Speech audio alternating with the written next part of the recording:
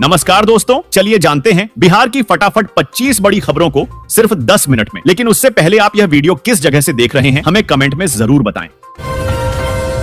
बिहार में बदलने लगा मौसम, हवाओं ने बदली दिशा। दोस्तों, बिहार में अब मौसम बदलने लगा गई। मौसम विभाग का कहना है कि प्रदेश में ठंड अब धीरे धीरे बढ़ेगी। वहीं आज राजधानी समेत प्रदेश के अधिकांश भागों में अगले 3 दिनों तक मौसम शुष्क बना रहेगा। दक्षिण पश्चिम मानसून की वापसी के बाद पछुआ का प्रवाह बढ़ेगा। अगले एक सप्ताह के दौरान रात के तापमान में क्रमिक गिरावट से सिरहन बढ़ेगी।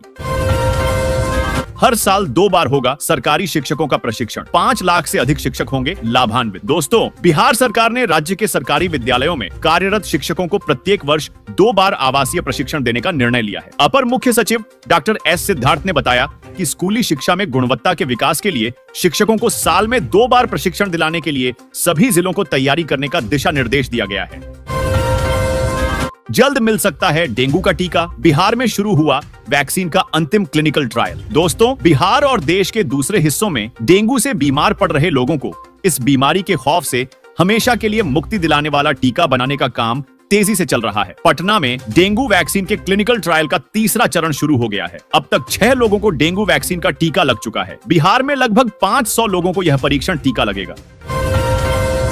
बाढ़ से मची तबाही का आकलन करने में जुटी नीतीश सरकार, सभी विभागों से मांगी गई नुकसान की रिपोर्ट। दोस्तों, बिहार में आई बाढ़ से हुए नुकसान का आकलन करने के लिए नीतीश सरकार ने सभी विभागों से रिपोर्ट मांगी है। इस रिपोर्ट के आधार पर आपदा प्रबंधन विभाग एक प्रेजेंटेशन तैयार करेगा, जिसे केंद्र से आने वाली टीम के समक्ष दिखाया जाएगा। बाढ़ से हुए नुकसान में सड़क, फसल, घर और जान माल का नुकसान शामिल है।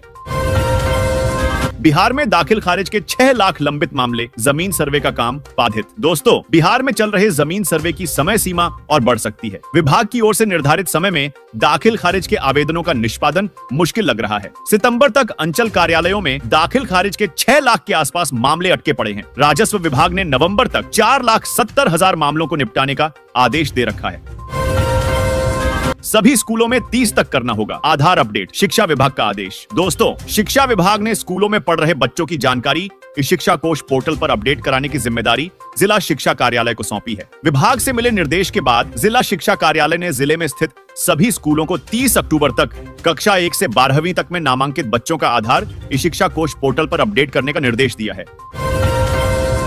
500 बीपीएससी शिक्षकों की नौकरी खतरे में, शिक्षा विभाग ने दिया जांच का आदेश। दोस्तों, बिहार में 500 बीपीएससी शिक्षकों की नौकरी पर खतरा मंडरा रहा है। शिक्षा विभाग ने इसको लेकर जांच का आदेश दिया है। दरअसल बिहार लोक सेवा आयोग द्वारा चयनित 500 शिक्षकों के दस्तावेजों की जांच होगी। इन दस्तावेजों को बीपीएससी पोर्टल पर अपलोड किया गया था, लेकिन सत्यापन में समस्या आई क्योंकि मूल प्रमाण पत्र अपठनीय हैं। फिर बढ़ा पेट्रोल का दाम, डीजल की कीमतों में भी उछाल। दोस्तों, बीते 2 दिनों से पेट्रोल डीजल के रेट पर ब्रेक लगा था। इनके भाव में कोई बदलाव देखने को नहीं मिल रहा था, लेकिन आज सुबह इनकी कीमतों में उछाल आया है। मीडिया रिपोर्ट्स के अनुसार आज पेट्रोल की कीमत 0.2 रुपए बढ़कर 106.13 प्रति लीटर हो गई है। वहीं अगर डीजल की बात करें तो आज 20 पैसे की उछाल के साथ 92.92 प्रति लीटर के भाव से बिक रहा है। बिहार में डेंगू का कहर जारी, पटना में मिले 83 नए मरीज। दोस्तों, बिहार की राजधानी पटना में आज 83 और राज्य में 154 डेंगू के नए मरीज मिले हैं। पूरे राज्य की बात करें तो अब तक डेंगू से 4,416 और पटना में 2,267 लोग पीड़ित हो चुके हैं। डेंगू से पटना में अब तक 5 और राज्य में 12 मरीजों की हो चुकी है। पटना में मिले नए मरीजों में 27 पाटलिपुत्र, 10 बांकीपुर, 5 अजीमाबाद, 9 कंकड़बाग के हैं। पटना के 117 स्कूलों की मान्यता हो सकती है रद्द, शिक्षा विभाग का आदेश। दोस्तों, पटना जिला में ऐसे 117 स्कूल हैं जो छात्र छात्राओं की सूचना अभी तक नहीं दी है। इन स्कूलों पर कार्रवाई की जा सकती है। इन्होंने अध्ययनरत बच्चों की सूचना पोर्टल पर अपलोड करना भी शुरू नहीं की है। इन विद्यालयों को जल्द से जल्द वर्गवार आधार संख्या के साथ बच्चों की सूचना ई शिक्षा कोष पोर्टल पर अपलोड करना होगा, नहीं तो इनके खिलाफ कार्रवाई की जाएगी। दिवाली से पहले 486 स्कूलों के इतने शिक्षकों का वेतन अटका, शिक्षा विभाग ने दिया बंद करने का आदेश। दोस्तों, त्योहारी सीजन में बिहार के शिक्षकों के लिए बहुत बड़ा अपडेट आया है। मुजफ्फरपुर जिले के 486 स्कूलों के 589 शिक्षकों ने ऑनलाइन हाजिरी नहीं लगाई है, जिस वजह से उनकी सैलरी रोक दी गई है। समीक्षा के बाद शिक्षा विभाग ने यह कार्रवाई की है। समीक्षा में यह बात पता चली कि नियम के मुताबिक शिक्षक ई शिक्षा कोष पोर्टल पर अपनी हाजिरी दर्ज नहीं करा रहे हैं। बता दें कि वेतन का भुगतान केवल ई शिक्षा कोष पोर्टल पर दर्ज हाजिरी के आधार पर ही होगा। बिजली कंपनियों में 533 पदों पर होगी बहाली। इस दिन से ऑनलाइन आवेदन शुरू। दोस्तों, बिजली कंपनियों में 533 पदों पर आंतरिक बहाली होगी। इन पदों को Bihar state power holding company और इसकी अनुषंगी कंपनियों में कार्यरत कर्मियों से ही परीक्षा के आधार पर भरा जाएगा। इसको लेकर 1 नवंबर से 15 नवंबर तक ऑनलाइन आवेदन लिए जाएंगे। Bihar state power holding company ने बताया है कि आंतरिक बहाली को लेकर सहायक अभियंता के 58, कनीय अभियंता के 214 और कॉरेस्पॉन्डेंस क्लर्क के 150 पद रखे गए हैं। त्योहारों पर दिल्ली मुंबई का हवाई किराया हुआ रॉकेट पर सवार। एक टिकट का दाम 36,072 रुपए। दोस्तों, त्योहारों पर दिल्ली मुंबई का हवाई किराया आसमान छू रहा है। दरभंगा से मुंबई के लिए 10 नवंबर को एक टिकट का किराया 36,072 रुपए है। दिल्ली के लिए भी किराया काफी ज्यादा है। 10 नवंबर को दिल्ली के लिए एक टिकट 25,440 रुपए तक का हो गया है। सामान्य दिनों में दरभंगा से दिल्ली का सफर 7 से 8,000 में हो जाता है। यात्रीगण कृपया ध्यान दें, छपरा गोरखपुर रूट की दर्जनों ट्रेनें रद्द, 64 गाड़ियों का बदला रूट। दोस्तों, छपरा से गोरखपुर की यात्रा करने वाले यात्रियों के लिए यह जरूरी खबर है। लखनऊ मंडल के गोरखपुर गोंडा रेलखंड पर 14 से 27 अक्टूबर तक नॉन इंटरलॉकिंग कार्य के कारण कई ट्रेनों का निरस्तीकरण और मार्ग परिवर्तन किया गया है। 12 ट्रेनें रद्द और 64 ट्रेनों का मार्ग बदला गया है। यह कार्य लाइन क्षमता में वृद्धि और गाड़ियों की गति बढ़ाने में मदद करेगा।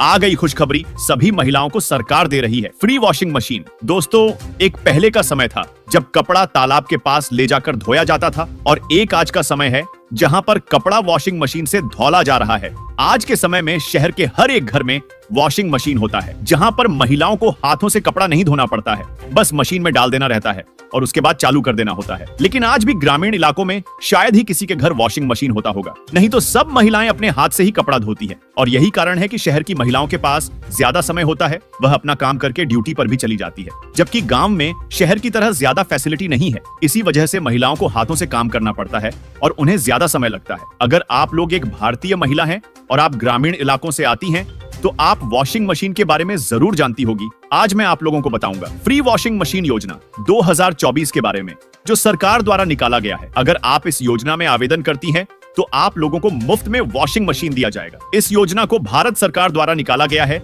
जिसमें महिलाओं को फ्री वॉशिंग मशीन दिया जाएगा। हर एक राज्य में लगभग 50,000 से भी ज्यादा वॉशिंग मशीन बांटने का लक्ष्य रखा गया है। इस योजना की शुरुआत गुजरात राज्य से की जाएगी और भारत के जितने भी राज्य जहां पर ग्रामीण इलाकों में गरीब समुदाय की महिलाएं रहती हैं, उन्हें सबसे पहले वॉशिंग मशीन दिया जाएगा। सरकार का उद्देश्य है कि महिलाओं को काम में थोड़ी सी आसानी मिले। आज के टेक्नोलॉजी भारत जमाना में और महिलाओं को अधिक श्रम करने की जरूरत ना पड़े। अगर आप लोग भी वॉशिंग मशीन योजना में आवेदन करना चाहते हैं, तो सरकार द्वारा कुछ निर्धारित पात्रता है जिन्हें आप लोगों को पूरा करना पड़ेगा। इस योजना में आवेदन करने वाले महिला राज्य की मूल निवासी होनी चाहिए। सरकार द्वारा निकाला गया फ्री वॉशिंग मशीन योजना 2024 में एक महिला सिर्फ एक ही बार आवेदन कर सकती है। इस योजना में सिर्फ इस महिला को आवेदन करने दिया जाएगा जिसके परिवार की वार्षिक आय 1,20,000 रुपए से कम है। फ्री वॉशिंग मशीन योजना 2024 में 20 साल से लेकर 40 साल की उम्र के बीच की महिलाओं को आवेदन करने दिया जाएगा। सरकार कोशिश कर रही है कि इस योजना में देश के गरीब